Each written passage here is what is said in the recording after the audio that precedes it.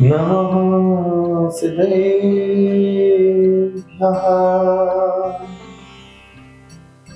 मंगलम भगवान वीरो मंगलम गौतमो गणे मंगलम पुष्पदंताख्यो जैन धर्मोस्तु मंगलम सर्वमंगल मांगल्यम सर्वकल्याणकारिकम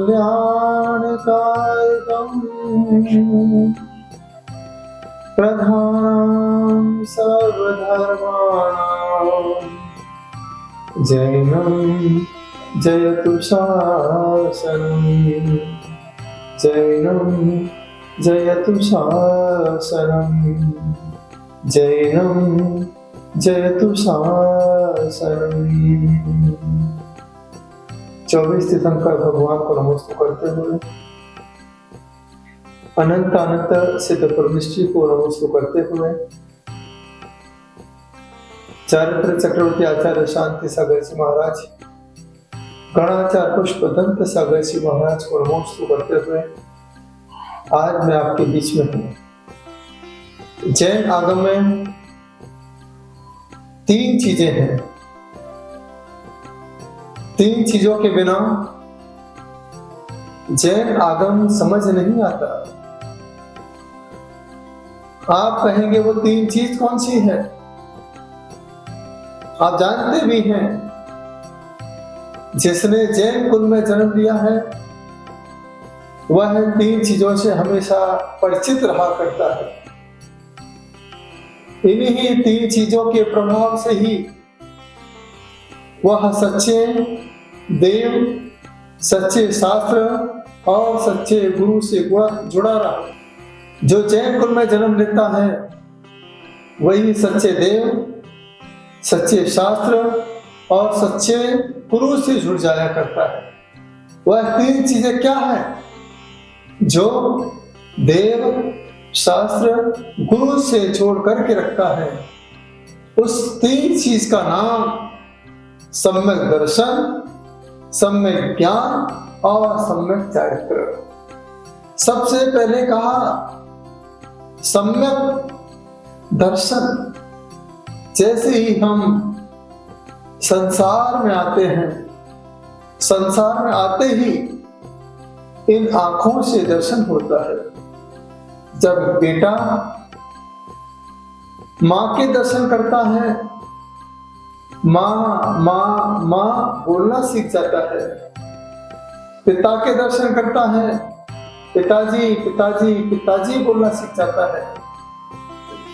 पहचान वालों के दर्शन करता है तो नाना नानी, दादा दादी, मौसा मौसी, हुआ फूफा, जो भी रिश्तेदार उसके संपर्क में आते हैं, एक आंखों के दर्शन से वह सबके परिचय में आ जाता है।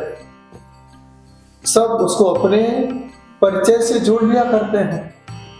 दर्शन, यह परिचय हमारा अनादि काल से चलता आ रहा है और अनंत काल तक चलता रहेगा, क्योंकि आज तक हमने संसार से ही परिचय बनाया है और संसार से परिचय आंखों के दर्शन के माध्यम से होता है और आत्मा से परिचय सम्यक दर्शन के माध्यम से हुआ करता है। जिनके भीतर की आत्मा जाग जाती है वही सम्यक दृष्टि हो जाया करता है। जब भी आंखें बंद करता है, बंद आंखों से अपने भीतर की आत्मा को निहारता है। जब उसकी आंखें खुली होती हैं, वह जिनेंद्र भगवान को देख करके आनंदित होता है, आह्लादित होता है। जिन वाणी का स्वाध्याय करके आनंदित होता है, प्रसन्न चित्त होता है। यदि उसे कहीं पीछे कमंडलधारी आचार्य उपाध्याय साधु मिल जाते हैं, वह उसके लिए सबसे धन्य प्रभावशाली दिन हुआ करता है, ऐसे भाव उसी के अंदर पैदा होते हैं जो सम्यक दृष्टि जीव हुआ करता है। वर्तमान की स्थिति में मैं बच्चों से पूछता हूँ कहाँ जा रहे हो, वो कहते हैं घूमने जा रहे हैं। कहाँ घूमने जा रहे हो? बोले गोवा जा रहे हैं, शिमला जा रहे हैं, भारत के बाहर जा रहे हैं, घूमने जा रहे हैं। याद रखना, जब हम ऐसी जगह घूमने जाते हैं वहां सिर्फ आपको संसार ही संसार दिखाई देता है। तो जब हम साक्षात तीर्थ स्थानों पर जाते हैं, जिन मंदिर में जाते हैं, यहाँ से हमारे संसार का परिभ्रमण अपने आप खत्म हो जाया करता है। इन आंखों से संसार का परिभ्रमण प्रारंभ हो जाता है, तो जो आत्मा के अंदर जुड़ जाता है उसका संसार का परिभ्रमण अपने आप कम होता चला जाता है। इसलिए याद रखना, सबसे पहले आपके जीवन में सम्यक दर्शन होना चाहिए। वो भी सम्यक दर्शन तत्वार्थ श्रद्धानम, सम्यक दर्शन के साथ तत्व के प्रति श्रद्धान होना चाहिए। तत्व के प्रति कभी आपके अंदर शंका नहीं होना चाहिए। जैसे ही आपके अंदर शंका पैदा हो गई कि कैसे भगवान है, दिगंबर भगवान है, 13पंथी भगवान है, 20पंथी भगवान है, जैसे ही शंका पैदा हुई आपका सम्यक दर्शन अपने आप मलिन होने लगता है। साधु को देख करके आपके भाव पैदा हो जाते हैं कि मेरे वाले महाराज हैं या दूसरे वाले महाराज हैं। ऐसे विचार आते ही आपके सम्यक दर्शन में दोष रच जाया करते हैं। स्वाध्याय में जो लिखा है वैसा ना समझ करके अपने हिसाब से जो समझ लेता है उसके जीवन में भी सम्यक दर्शन में दोष रच जाया करता है। याद रखना, जब तक तुम्हें सम्यक दर्शन नहीं होगा तब तक संसार का परिभ्रमण नहीं छूटेगा। जब तक तुम्हारे जीवन में सम्यक दर्शन नहीं होगा तब तक संसार का दर्शन कभी छूट नहीं पाएगा। हर बार संसार को ही देखने पड़ेगा, हर बार परिवार के साथ जुड़ना पड़ेगा, हर बार भौतिक पदार्थों के साथ जुड़ना पड़ेगा। हम जब कोई कार लेके आते हैं तो बार बार उसको साफ करते हैं, घर बनाते हैं तो घर को बार बार साफ करते हैं, लेकिन जब मंदिरों में भगवान विराजमान हुआ करते हैं उनके अभिषेक करने का मन कितने लोगों का होता है, विचार करो। साधु संत आते हैं, उनकी वैयावृत्ति करने का मन कितने लोगों का करता है, चौका लगाने का मन कितने लोगों का करता है, संतों के साथ पद विहार कराने का मन कितने लोगों का करता है। आप विचार कीजिए, इस संसार में सम्यक दृष्टि जीव कितने हैं? सिर्फ उंगलियों पर गिनने लायक, इससे ज्यादा आप संसार में सम्यक दृष्टि जीव को देख नहीं सकते हैं। लोग मंदिर तो जाते हैं, दर्शन तो करते हैं, लेकिन वह भगवान को देख करके हाथ जोड़ देते हैं, नमोकार पढ़ देते हैं। भगवान के दर्शन आंखें बंद करके करते हैं। भगवान जी, मैंने तो आंखें बंद कर ली है, भगवान जी मुझे आपके साथ तो सिर्फ कुछ पल के लिए रहना है, बाकी तो मुझे संसार में रहना है। इसलिए भगवान जी, मैंने तो आपके सामने आंखें बंद कर ली है, मैं आपको क्या देखूंगा?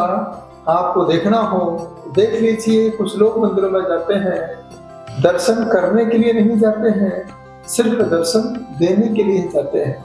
आज ऐसे कितने जैन लोग हैं जो रोज मंदिर जाते हैं, रोज पूजन करते हैं, रोज पाठ करते हैं। जिन मंदिरों में ज्यादा वेदी हुआ करती है, ज्यादा भगवान हुआ करते हैं, उनसे पूछा जाए कि मंदिर में कुल कितनी वेदियां हैं, मंदिर में कुल कितने भगवान हैं, बता पाओगे? शिखर जी आप कितनी बार गए? पूछा जाए सुपार्श्वनाथ भगवान की टॉक का नाम क्या है? चंद्रप्रभु स्वामी के टॉक का नाम क्या है? अरहनाथ भगवान की टॉक का नाम क्या है? कौन कौन बता पाएगा? विचार करो, आप कितनी बार शिखर जी गए? सामान्य नॉलेज आज आप लोगों को नहीं पता है।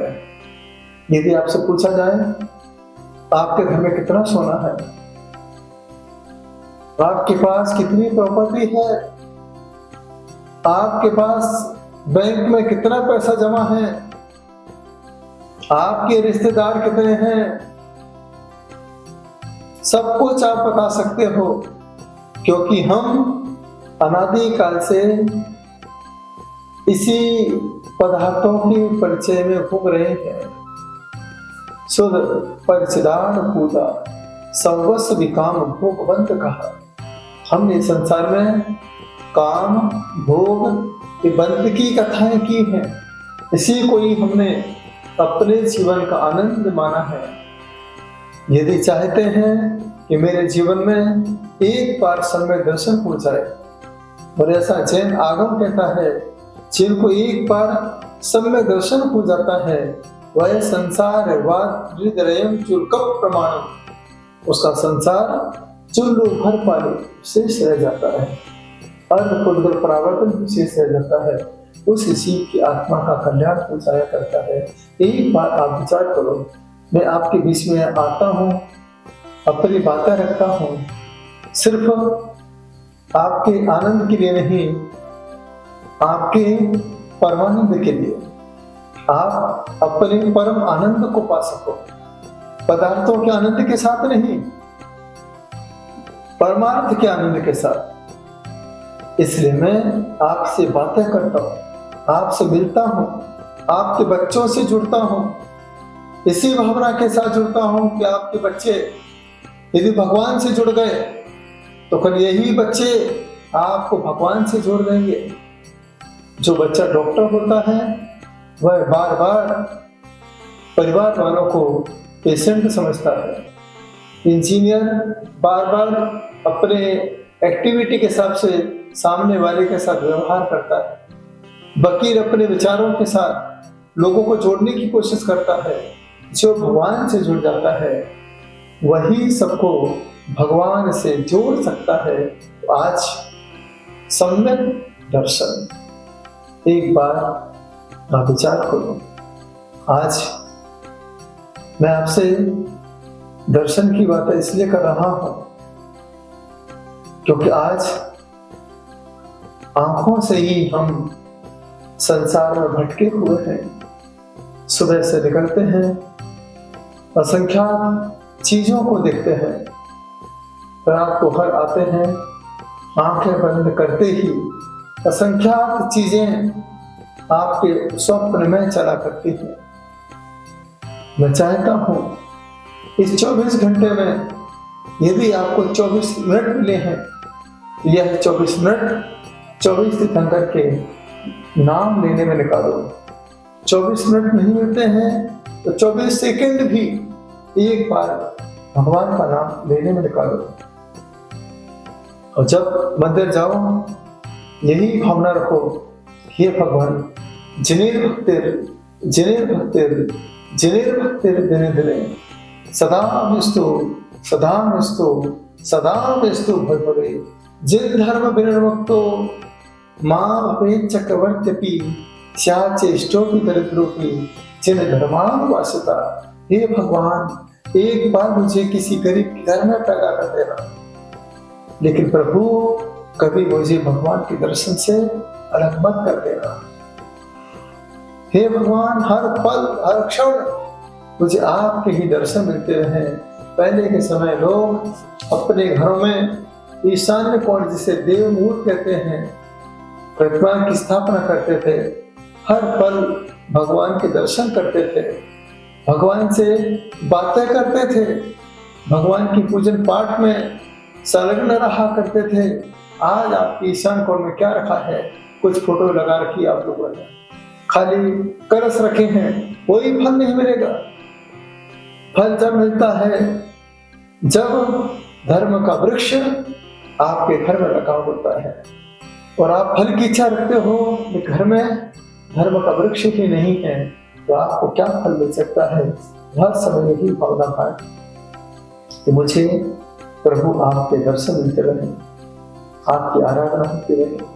आज मैंने आपके बच्चों के लिए जो पूना में रहते हैं, पढ़ाई करते हैं, सर्विस करते हैं, उन बच्चों को समय दर्शन होता रहे, समय दर्शन बना रहे, भौतिकता में ना फंसे, नैतिकता के साथ भगवत्ता को आत्मसात कर सके।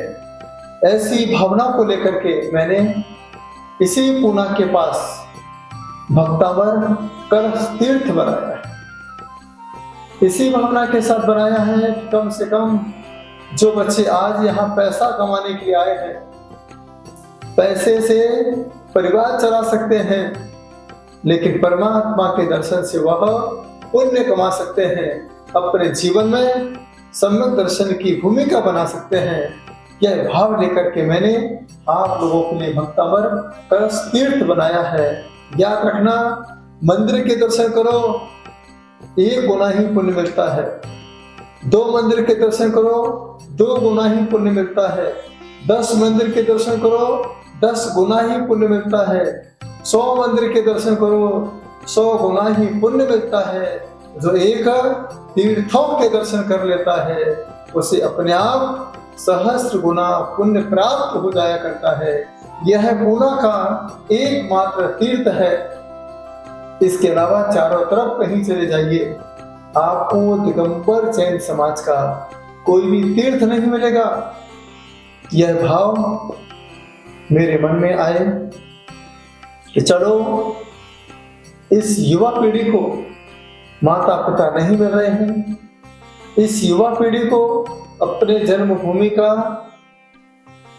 दर्शन नहीं मिल रहा है, इस पीढ़ी को अपने रिश्तेदारों से मिलना नहीं मिल रहा है। कोई बात नहीं, इस पीढ़ी को हमेशा भगवान का दर्शन मिलता रहे। इस पीढ़ी के अंदर तीर्थ दर्शन की भावना पैदा हो जाए। यही भावना के साथ आज आपके सामने भक्तावर कलश तीर्थ तैयार हो चुका है। 6 दिसंबर से 11 दिसंबर भव्य पंचकरण प्रतिष्ठा आपके बीच में होने जा रही है।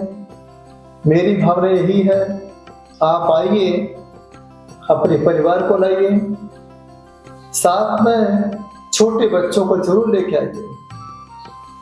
क्या पता आज बच्चे आपके सामने हैं, कल बच्चे जब बड़े होंगे आप उन्हें हॉस्टल पढ़ने भेज दोगे और कहीं बाहर भेज दोगे। कम से कम बच्चों को पता रहे कि जब मैं बहुत छोटा था, मेरे ही सामने यह तीर्थ बना है जिसका नाम भक्तावर कलश तीर्थ है।